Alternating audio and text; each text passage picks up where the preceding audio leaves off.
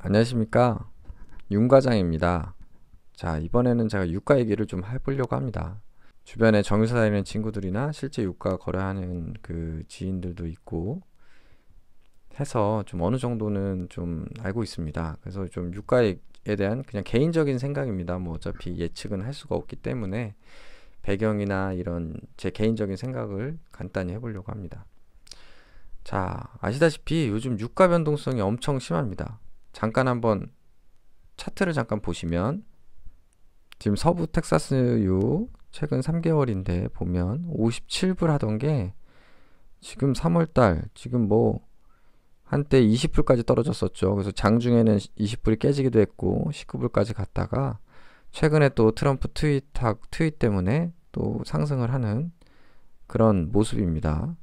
네, 이제 이 정도로 지금 변동성이 아주 심합니다. 제 주변에 지금 유가 레버리지 들어갔다가 반토막이 아니라 반의 반토막 난 친구도 있기 때문에 이 유가는 지금 변동성이 심하기 때문에 투자에 굉장히 신중하셔야 됩니다. 특히 그 레버리지는 진짜 웬만하면 정말 도박할 생각 아니면 안 들어가는 게 좋고요.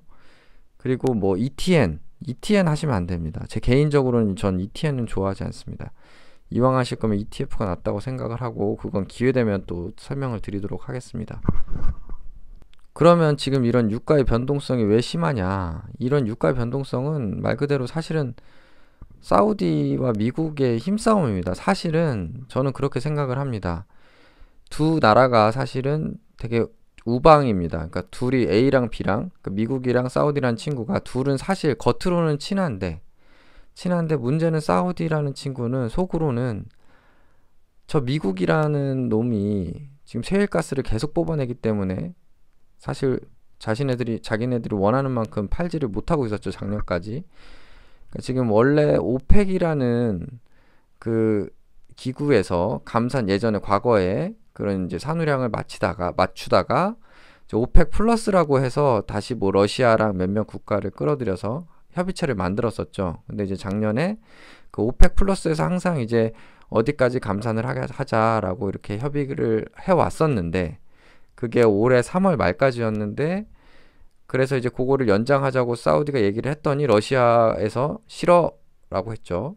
감산을 왜 해? 왜냐면 오펙 플러스가 감산을 해서 그동안 수익을 본 곳은 사실은 어부지리로 미국이었죠. 미국은 계속 셰일가스를 감산 없이 원하는 만큼 뽑아냈기 때문에 또 전 세계 그 최대 뭐 수출국이 되기도 하고 한때 그러니까 사실은 사우디도 속으로는 겉으로는 아니지만 미국하고 친하지만 속으로는 사실 미국이 미웠을 거예요. 당연히 그거는 누가 봐도 지금 전문가들도 그런 얘기를 많이 하죠. 그러던 차에 그러니까 대놓고는 말 못하던 차에 러시아가 핑계거리를 만들어준 거죠. 러시아가 뭐 물밑에서 작업을 했는지 안 했는지 모르지만 어쨌든 러시아가 핑계거리로 4월부터 감산 안 해. 합의를 안 해줬었죠. 그러니까 사우디는 그래? 안 그래도 핑계거리를 찾던 사우디가 울고 싶은데 뺨 때린 격으로 바로 그냥 증산하겠다 하고 그 OSP라는 게 있거든요. 또 그 증산뿐 아니고 그러니까 아시아 쪽에 그 수출하는 원유에 대해서 그냥 막 5불, 6불씩 막 할인을 해버렸죠. 그래서 그때부터 유가가 급락을 하게 됩니다. 그러니까 결국에 지금 피해보는 거는 미국이에요, 미국. 지금 왜 그러냐면 평소에, 그러니까 일반적인 상황에서 이제 이런 만약에 공급이 증가했다, 감산이 안 했다 하면은 유가가 하락을 해서 유가가 하락하면 어떻게 됩니까? 아무래도 수요를 자극하게 되죠. 그리고 정유사들도 유가가 하락하면은 일단은 많이 사죠. 많이 사고 또 수요가 증가하니까 가동량을 늘리고 그렇게 되면 어느 정도 유가의 하락에 하방을 지지해 줄 수가 있는데 어느 정도 지금 현재 상황은 다 아시다시피 지금 공급이 증가했죠. 그랬더니 유가가 하락을 하는 이제 압력을 작용을 하는데 코로나 이슈로 수요가 이제 유가 하락해서 이제 수요가 증가해서 어느 정도 하방을 잡아줘야 되는데 수요까지 감소를 합니다. 그래서 지금 정유사들이 또 실적이 안 좋죠. 1분기에 엄청난 적자가 지금 예상된다고 하는데 왜 그러냐면 수요라도 증가하면 사실은 정유사들은 유가가 중요한 건 아니고 유가 하락으로 인한 그 뭐 재고평가 손실은 어차피 나중에 다시 만회할 수 있는 거고 중요한 건 스프레드인데 지금 수요가 감소하니까 스프레드도 안 좋단 말이에요. 그러니까 정유사도 지금 원유를 많이 가동할 필요가 없는 거예요. 그러니까 평소에 100이라는 그 가동량을 가졌던 애들은 한 90, 80 이렇게 낮출 수밖에 없는 거예요. 지금 왜냐면 돌릴수록 손해니까. 그리고 실제로 수요도 감소하고 있고 그러다 보니 더 수요 감소를 하게 돼요. 코로나 이슈로 사람들이 집에만 있으니까. 그러다 보니 유가 하락이 가속돼서 뭐 어느 이제 질이 안 좋은 원유 같은 경우는 실제로 마이너스 원유, 돈을 주고 가져가라는 원유 유종까지 생기게 되는 지금 그런 상황인 거죠. 그런데 사실은 미국이 제일 어렵습니다. 얼마 전에 실제로 미국 셰일 업체가 첫 파산을 하기도 했죠. 그러니까 물론 뭐 사우디와 러시아도 그 생산 원가는 아무리 뭐 사우디가 9불이니 뭐 러시아가 20불이니 뭐 얘기하긴 하지만 그 균형 재정이라는 금액이 있지 않습니까? 그러니까 국가를 운영을 위해서 유가를 이 정도로 세팅을 해놓고 지금 모든 이제 국가 계획을 재정 계획을 짰을 텐데 지금 그거에 턱없이 부족한 상황이죠. 이제 그럼에도 불구하고 어쨌든 미국 셰일 업체가 생산 원가가 높기 때문에 가장 어렵습니다. 그리고 한 곳이 이제 뭐 연쇄적으로 셰일가스 업체들이 부도가 나게 되면 연쇄적으로 금융시장이 좀 어려워질 수가 있죠.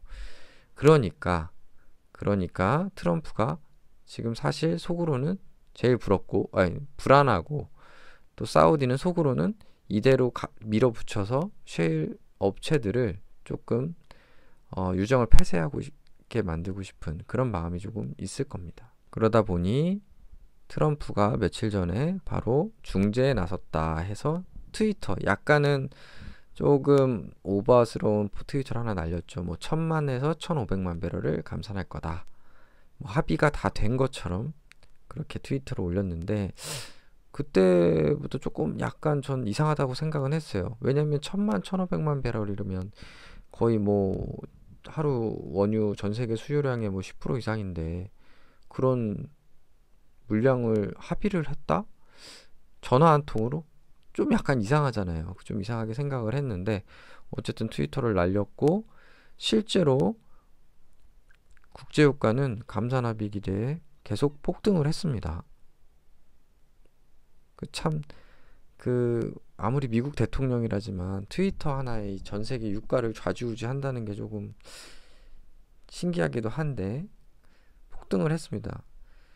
그런데 오늘 또 뉴스가 났습니다. 오펙 플러스 긴급 회의가 8일에서 9일로 연기가 됐다. 그러니까 원래는 6일에 열릴 예정이었는데 이게 뭐 연기된 걸로 이제 거의 기사가 났습니다. 그러니까 사실은 저도 생각을 한 게 원래 러시아 그 몇십만 배럴 감산하는 것도 합의가 안 돼서 지금 이런 상황이 왔는데 1000만 배럴을 감산을 합의했다는 게 조금 의아했습니다. 그리고 설사 이런 회의를 연다고 해도 전에 오펙 플러스 국가들도 협의가 어려웠는데 그 미국이라는 거대한 나라까지 껴가지고 합의가 과연 될까? 각자 다 욕심이 있을 텐데 사실 회의를 했다고 해도 어려울 텐데 지금 회의조차 열리지 못한다는 거는 사실 지금 전혀 기본적인 뭔가 그런 합의도 지금 좀 어려운 상황이 아닌가 하는 좀 생각을 합니다. 그리고 설사 이게 합의가 된다고 해도 저는 이렇게 생각합니다. 이게 감산까지 할 정도로 그 정도로 심각하다. 왜냐면 지금 뭐 인천공항이나 이런데 사진 가끔 뉴스 나오는 거 보시면 항공기들이 지금 운항이 엄청나게 지금 줄었습니다. 그리고 지금 항공유 스프레드가 정말 많이 빠졌습니다. 그래서 지금 항공유를 써야지 뭐가 팔리지 않습니까? 근데 항공유는 어쨌든 원유를 정지하면은 항공유로 가는 포션이 있거든요. 그러니까 항공유라는 거는 결국에는 캐로, 그러니까 등유 성분인데 지금 뭐 겨울철도 아니고 또 등유 뭐 수요가 뭐 엄청난 것도 아니기 때문에 어쨌든 그 유분이 나오기 때문에 지금 뭔가 처리를 해야 되는데 항공기가 뭐 운항을 안 하고 있고 그리고 뭐 꼭 항공유 때문은 아닌데 휘발유 수요, 그러니까 미국이 또 휘발유 수요 최대 수요국인데 뭐 한 25% 정도까지 그 이제 수요를 하는 국가인데 지금 미국이 거의 뭐 집에만 있으니까 이게 뭐 수요가 줄면서 휘발유가 지금 유가보다 마이너스로 돌아섰죠. 이게 여러 가지 지금 정황상 지금 수요가 늘어날 수가 없는 상황입니다. 그러니까 그만큼 심각한 상황이다. 전 세계가 지금 유가 측면에서 그거를 어떻게 보면은 트럼프가 증명을 해준 거죠. 그리고 미국이 좀 급한 상황이다. 라는 거를 겉으로는 뭐 괜찮다, 합의가 된다 하지만 조금 그런 좀 어려운 면도 있다. 라는 걸 조금 염두할 필요가 있다고 생각을 합니다. 그래서 결론입니다. 아까 보여드린 대로 결국에는 현재는 유가 하락을 가속시킬 수 있는 여지가 굉장히 많은 이제 상황입니다. 물론 지금 급등을 한 상황이고 그 감산 합의가 되면 그리고 또 코로나 지금 원인이 된 게 공급 증가와 코로나 이슈인데 코로나 이슈가 해결되고 이제 사람들이 이제 움직이기 시작하면 수요가 늘지 않습니까? 그러니까 그런 이제 코로나 해결 그리고 또 지금 사우디가 막 4월 1일부터 엄청 늘리고 있는 그런 감산에 대한 합의 뭐 예를 들면 미국도 그래 나 셰일가스 좀 덜 캘게 사우디랑 뭐 러시아도 오케이 알겠어 라고 하면서 서로 사이좋게 좀 감산을 하면 정말 급등 금방 단기간 내에도 유가는 회복될 수 있을 거라고 생각은 하는데 저는 개인적으로는 바라는 바는 유가가 좀 더 계속 떨어져서 이참에 아예 셰일 업체들 지금 사실 적자 나고 있는데 계속 빚으로 연명하는 그 셰일 업체들이 상당수 좀 정리가 됐으면 좋겠습니다. 유정을 좀 폐쇄하면은 사실 이게 다시 가동하는 게 쉽지가 않기 때문에 폐쇄를 하게 되면 자연스럽게 다시 이제 경기가 회복됐을 때 유가가 제자리를 잡고 경기가 빠르게 회복할 수 있지 않을까 그런 생각이 듭니다.